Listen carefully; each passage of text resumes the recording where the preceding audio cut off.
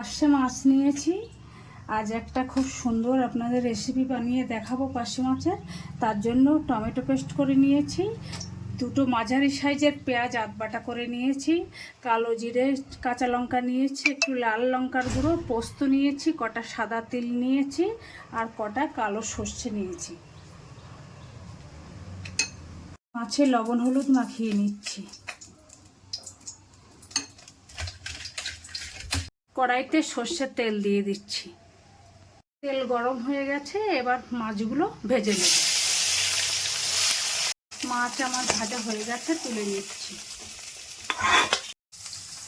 তিল, পোস্ত আর সর্ষেটা আমি বেটে নেব। এবার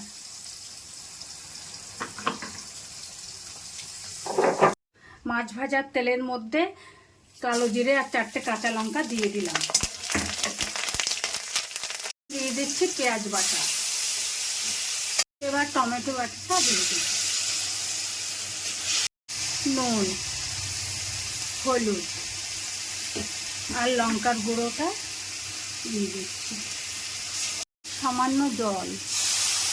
এবার বাটা মশলাটা দিয়ে দিলাম। এবার জল দিয়ে দিচ্ছি। গ্রেভিটা ফুটে উঠেছে, এবার মাছগুলো দিয়ে দিচ্ছি।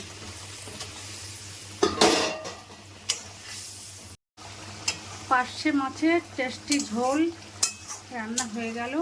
আপনারা বাড়িতে একবার অবশ্যই বানিয়ে খাবেন, তবে ধনেপাতা দেবেন। আমার ঘরে নেই বলে দিতে পারলাম না। এইভাবে বানিয়ে অবশ্যই খাবেন বাড়িতে।